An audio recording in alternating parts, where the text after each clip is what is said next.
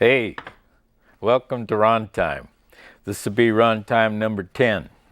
10 times I've sat here and looked into the camera, invited myself into your living room, your space, your viewing, and said, hey, it's Rontime. What do you think? So far. Anyway, so today on Runtime, I'd again like to remind you that every 37 seconds an American is arrested for cannabis. And I don't know the statistic, but 2 million people have been deported during the administration of Barack Obama. Interesting. So a man who had the opportunity to turn America into a civil rights capital turned it into a for-profit prison system capital. 5% of the world's population, 25% of the world's prisoners. Majority of them are held in for-profit prisons where they're profitable if they're 90% occupied. And unknown to most taxpayers in the state of Arizona, Governor Brewer made a deal with those for-profit prisons that if they're not 90% occupied and therefore profitable, the state, you, the taxpayer, will make up the difference. Let's see. Correctional Corporation of America, Correction Corporation of America, a for-profit prison corporation of which Jan Brewer is a shareholder. I would think that's a conflict of interest, wouldn't you? But who knows? So that's our gov. Remember, she kept the Grand Canyon open for 2 days during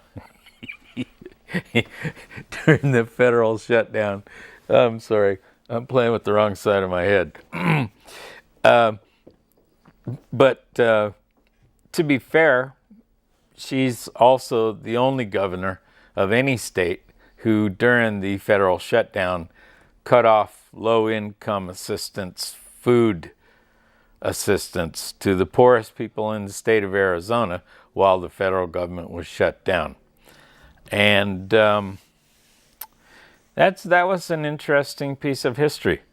The tiny minority of Tea Party members held the House of Representatives of the United States of America hostage with backroom deals that weren't even revealed until the agreements were signed and everything was done.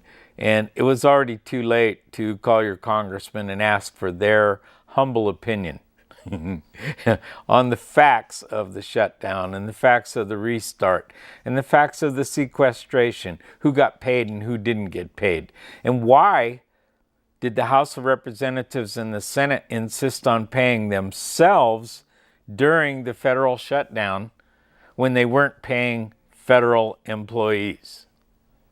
So, again, I maybe spend a little too much time on politics here on Runtime when we could be discussing fantastic social and environmental issues and things of importance. But my mind has been occupied with the fact that the federal government, the largest consumers of fossil fuels on Earth, seems to be set up in a certain way to protect the fossil fuel companies of the Earth and to keep in place a series of military-industrial complexes exactly like President Eisenhower warned against creating in the United States as a response to the Soviet-Russia power and bilateral treaties on atomic weapons, et cetera, et cetera, et cetera. So, as you can see, a lot of this goes back to what the British did in North Africa, in the Middle East, and the Indian subcontinent when they were colonizing every place on Earth for the Queen's benefit. And God save the King. So they used their military-industrial complex power century before America became the real leader in that field to dominate the rest of the earth and to colonize and to imprison and enslave the people of the countries that they conquered.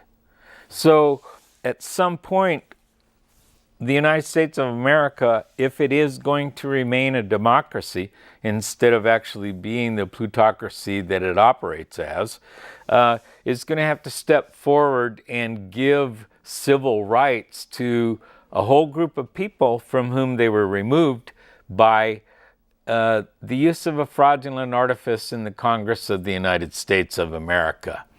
And that particular fraudulent artifice was the failure to submit any documentation or scientific evidence in the classification of cannabis as a class 1 narcotic more dangerous than heroin or cocaine. And Mr. Harry Anslinger, to whom we owe the debt of gratitude of the waste of more than $1.5 trillion in the war on marijuana, cannabis, which, as it turns out, actually cures cancer in the body without collateral damage and actually works in such a way that the material that it destroys is safely and intelligently streamed through the bloodstream, through the filters of the body, and out of the system without any collateral damage. Now, the Drug Enforcement Administration of the United States is still lobbying the Congress and pressuring the Supreme Court of the United States to fail to review the classification of cannabis and hemp as class 1 narcotics. It was on their calendar and they refused to take it up. So, since the Supreme Court of the United States elected George Bush to be the President of the United States, who got us into 2 wars, drove our economy into a ditch with his assertion that taxing the wealthy wasn't the way to go because, after all, they were job creators and they were responsible for the oil and gas economy upon which the United States is dependent like a drug addict. $175 million a day goes to the Saudi royal family to buy crude oil for the United States government. And the federal government of the United States is still the largest single consumer of fossil fuels on Earth. Isn't that interesting? You would expect China to be burning more coal than the U.S. Navy burns bunker oil, but it's not so. And interestingly enough, of all departments of defense, the United States Navy is probably leading the way in energy efficiency. Their first move was to change over lighting in all systems available to high efficiency LED, low temperature, low waste lighting. You'll notice that at the same time in the Congress of the United States, a representative named Michelle Bachmann, a Lutheran from Minnesota, where they don't have sex, whose husband gets federal grants to help gays become not gay through aversion therapy. Kind of like Scientology without as much fun, you know? You don't get to meet Tom Cruise and hold your canisters and get audited. L. Ron Hubbard, been dead longer than Lawrence Welk, and they're still both 2 of the most published, purchased authors on Earth. So what does that tell you? That tells you that human beings on the earth will do whatever they think is necessary to do to run their lives, to live their little world the way they want it to be. So, if that's true, and if that's how people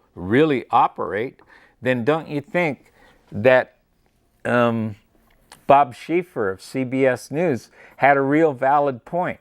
If you paid the Congress of the United States exactly the same rate that you pay teachers in the United States, and you required them to work 40 hours a week in Washington, D.C., and you didn't pay their junkets back and forth to their home state every weekend to spend with their puppy dog, and to raise more funds in their local market because the Supreme Court said you can give as much as you want in a plutocracy. So,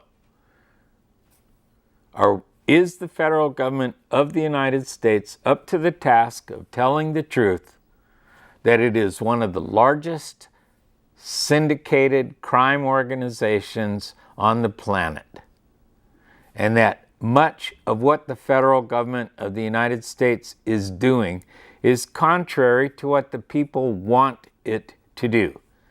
Montana, for instance, is a perfect example.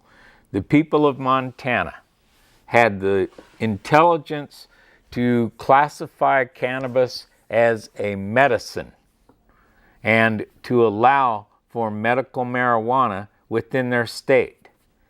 And a group of Christian right-wing idiots in their legislature overrode the will of the people of the United States. And on the day the Senate of Montana voted to overturn the medical marijuana cannabis laws in the state of Montana, making medical marijuana a legal product with a legal process for obtaining it and for using it through a caregiver, these brilliant Christian legislators took it upon themselves to bend the will of the people and snap it in half. And on the day the vote rescinded the law, 27 medical marijuana facilities in the state were all rated at exactly the same time by federal and state law officials. A number of people have been sentenced to federal prison, even though the people of the state of Montana said, "We the people hereby legalize cannabis as a medicine in our state." Knowing that it was still illegal at the federal level and that the Supreme Court of the United States has failed to review the classification and therefore reclassify or declassify cannabis as a narcotic, a Class 1 narcotic, more dangerous than cocaine or heroin. So, the federal government of the United States of America is now the largest consumer of fossil fuels on earth, driving us towards a constant relationship with people who hate us, who blew up our buildings and killed people with our airplanes on 9/11/2001. We are sending them $175 million a day for crude oil. What if you spent $175 million a day farming hemp in the United States? You would have an oil-independent economy. You would have a pharmaceutically independent economy. You would have a plastic-independent, renewable economy. But that appears to be too much logic for the representatives of the United States of America who are federal employees.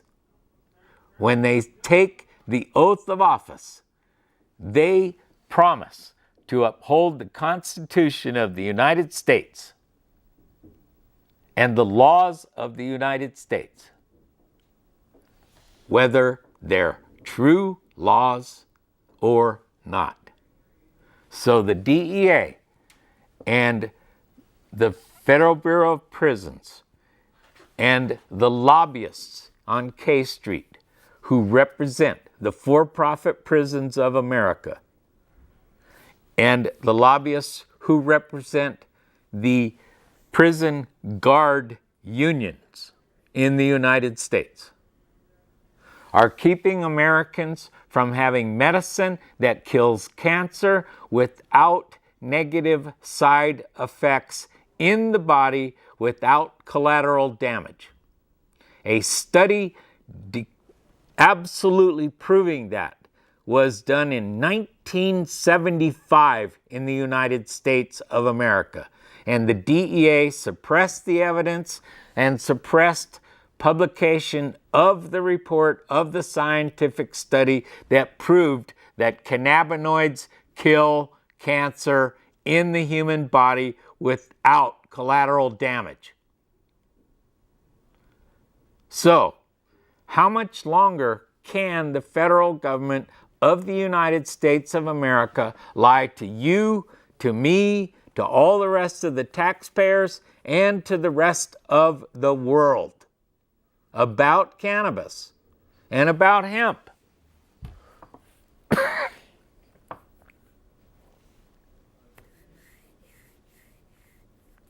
I just don't understand it. You take our money and you promise to serve and protect us. And what do? You deport people who look like Mexicans and don't have documents. You arrest people every 37 seconds for cannabis. And you put them in mandatory sentencing in for-profit prisons so they can work for 20 cents an hour for the Koch brothers, two of the wealthiest Americans, 22 billion each in net worth and climbing. They own for-profit prison companies. They own paper and building material companies. They own food processing companies.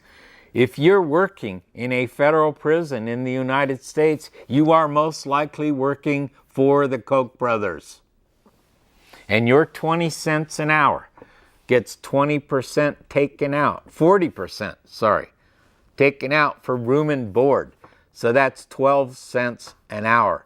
An American is paid to work for the Koch brothers in a for-profit prison because they got arrested with an ounce of cannabis. Isn't that intelligent?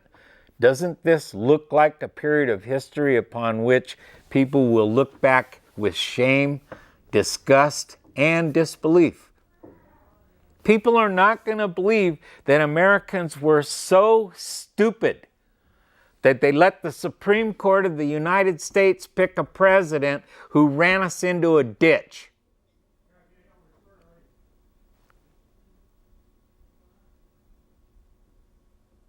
Remember, Tom DeLay's staff flew to Florida and beat on the courthouse windows, yelling, "Stop the count." It worked. You scared the electioneers out of their panties.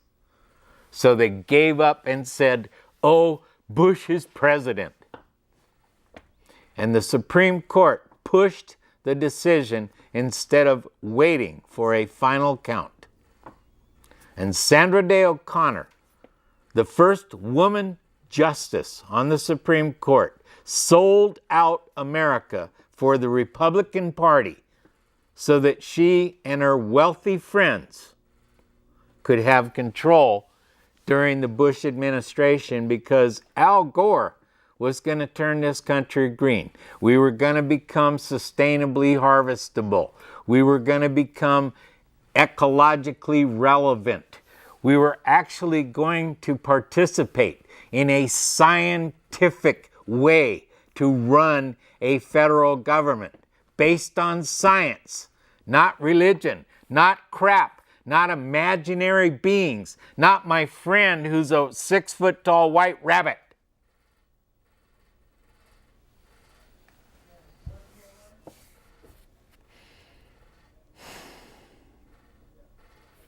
So, Mr. Smith went to Washington was an interesting piece of fictional film. Because if you look at who's in Washington and what they're paid to do and what they accomplish and what their hourly rate is, the federal government of the United States of America is unsustainably overpriced. You and I continue to pay that price. Our children will pay that price because these clowns have figured out ways not to pay for legislation they voted to create. So they've pushed the funding down the road to your kids, my kids, and their kids. And instead of being responsible enough to claim what they did and take total responsibility for it, they just pass it on, hope they don't get elected, take their golden parachute, and get out of town.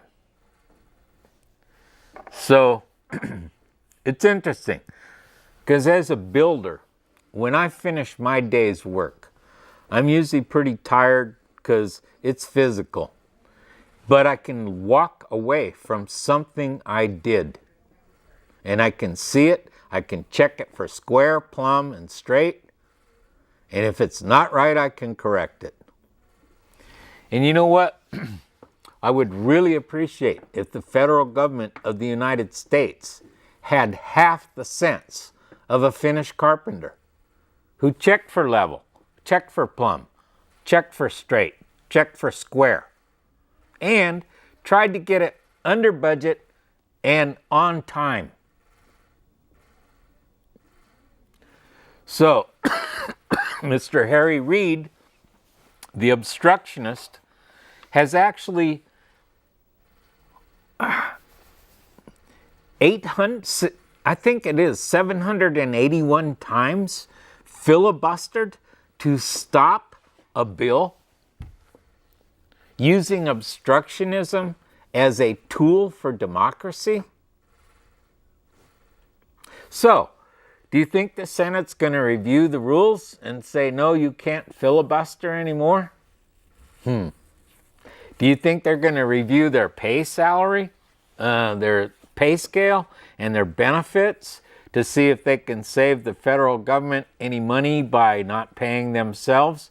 Because it's very interesting. Most of the members of the Congress of the United States were millionaires when they got there. So, why did they need a retirement package for life and a solid gold, if not platinum, health plan, which we paid for when they sequestered the funds and stopped the federal government? They kept going for checkups. We paid for their checkups while the rest of the federal government was shut down. So, all I can say is, here on Rontime, I've had the privilege of ranting and raving about almost anything I want to. I try not to sound like any of the dumb talk show hosts who don't base anything on fact. So, let's review the facts.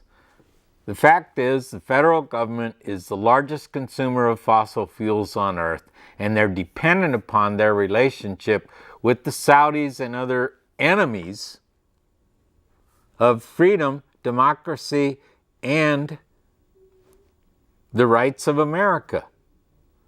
I mean, if you're a Saudi and you're a woman, you can't vote, and until recently, you couldn't drive, you couldn't own property, your husband owns you, just like he owns his camels.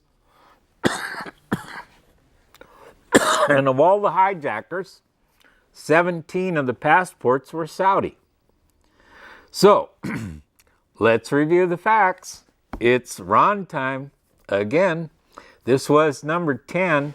I hope I got some people busy this time because I'm going to need all the help I can get. Thank you for inviting me into your viewing space. And I'll see you again on Rontime. Namaste.